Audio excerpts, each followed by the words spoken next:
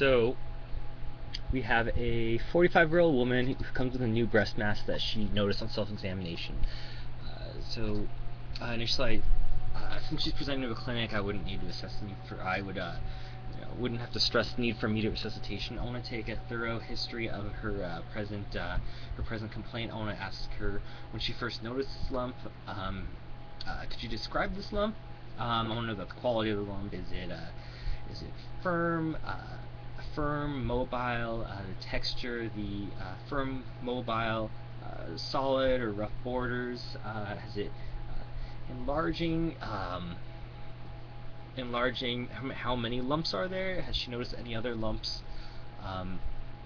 Is it painful, painless, nipple discharge, nipple inversion, poda orange?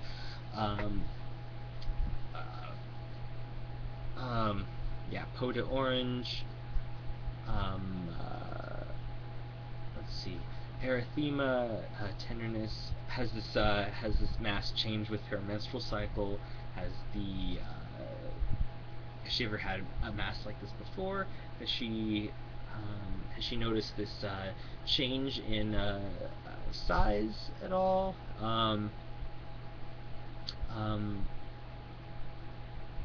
want to ask about constitutional symptoms as well: fevers, chills, nausea, vomiting, weight loss, signs of jaundice, bone pain. Those are common signs of metastasis. I want to ask her about a gynecologic history, when her first menstrual period was. How many pregnancies has she had? When was her first child born? Has she had the onset of menopause yet?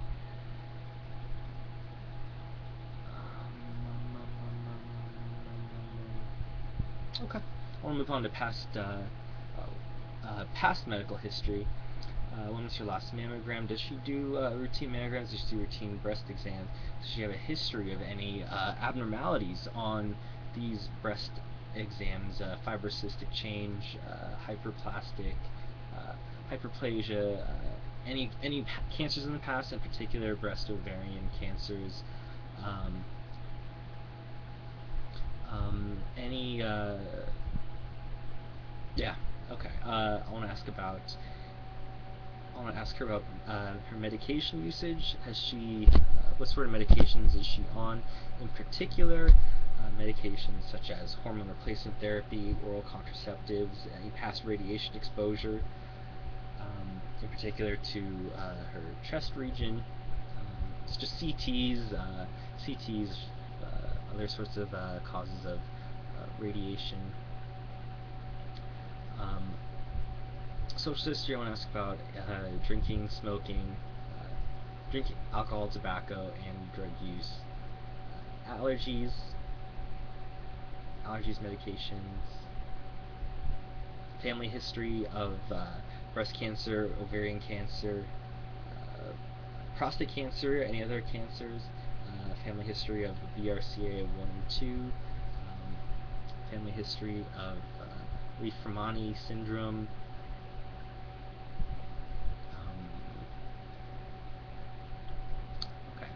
I want to order, depending on her history of present illness, if she reports fevers or bone pain, or if she fevers or bone pain, or let's see, shortness of breath, chest pain. I would order labs. Typically, if she denies these, I wouldn't order these labs. I want to move on to a physical exam, perform a complete head-to-toe physical exam, focusing on a breast exam as well as a assessment of her for assessment of lymphadenopathy. I would perform a thorough bimanual, breast exam of both breasts, all four quadrants, including the axilla, looking for signs of tenderness, discharge, erythema, characterizing the mass. Is it firm, rubbery, solid, characterize the borders of it, if it's associated or if it's intimately tied to any other structures, full uh, peristernal, axillary, supraclavicular, some cervical lymph node palpation to assess for lymphadenopathy there. It's very important to do a thorough breast exam on both breasts. I want to move on to imaging. If she's under 35 years old, but which she is not, in this case, if someone's under 35 years old, you would do an ultrasound. Over 35, you want to get a mammogram done. And on the mammogram, what I'm looking for is, I want to characterize how the mass appears on that. Has a spiculated border? Is it a lobulated, popcorn type appearance, etc.? And this will help guide my reasoning. Again, a spiculated border. More implies that this is a process that we're more concerned about. I would get a chest X-ray to assess for signs of metastasis. Get a core needle biopsy.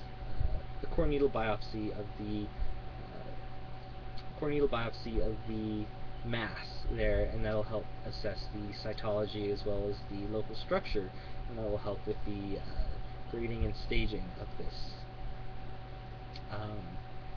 That will help with the grading and staging of this mass. If I also want to send for estrogen, progesterone,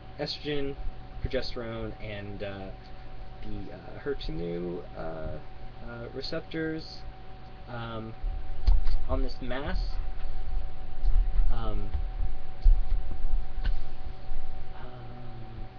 Yeah, and send for that as well. Okay, now where to go from here? Alright, let's say that it comes back triple negative. Let's say that the mass is large. There's a single mass, no opacification on X-ray. What do we do now?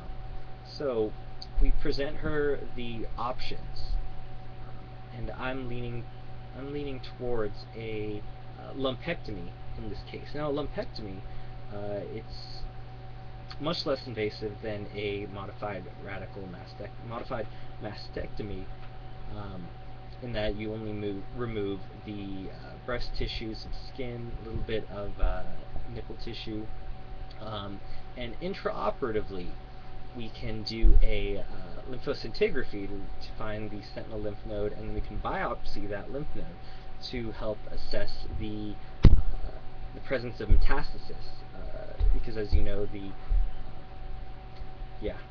can assess the presence of metastasis. If that lymph node comes back negative, then we're fine. Then that's it. We would give radiation therapy as well.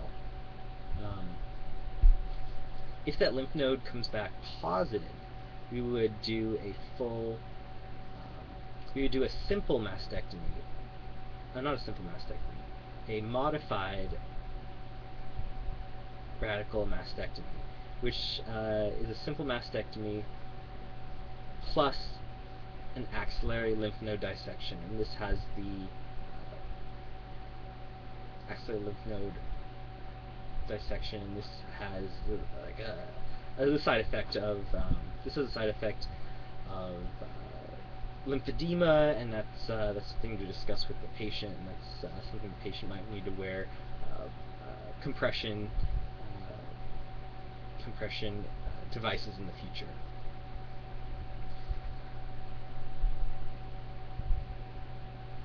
Okay, that's it. Let's see if I missed anything.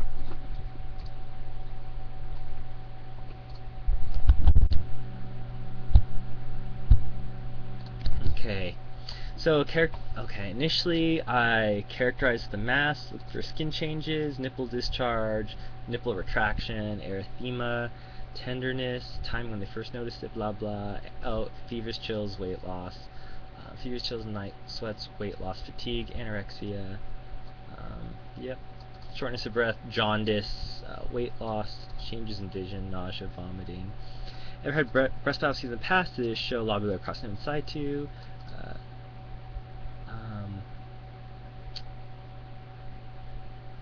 ductal hyperplasia or lobular hyperplasia, BRCA1, 2 mutations, gravity, parity, breastfeeding, if does she breastfeed, past surgical history, any past breast surgeries, hysterectomies, oophorectomies, didn't ask about that. Alright, physical exam, bimanual, bilateral, bimanual palpation, okay? Studies, mammogram, unless she's less than 30, you look for multicentric centers, widespread calcification, should look for that. Contralateral cancer, ultrasound, core biopsy, which helps in staging and management.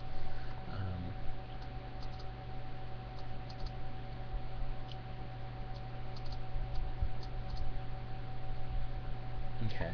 Intervention surgery, a lumpectomy if tumor size to breast size is appropriate and no contraindications. Mastectomy if multicentric, widespread microcalcifications, can't have radiotherapy because they're pregnant.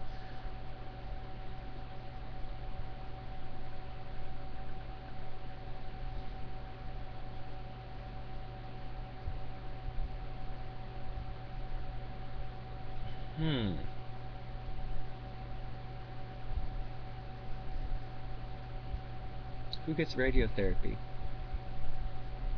I think everybody gets radiotherapy.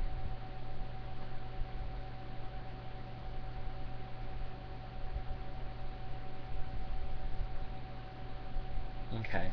If it comes back as atypical ductal hyperplasia or lobular carcinoma in situ, you don't need radiation or chemo. This is just a marker of risk, not a marker of premalignancy. And so instead of doing a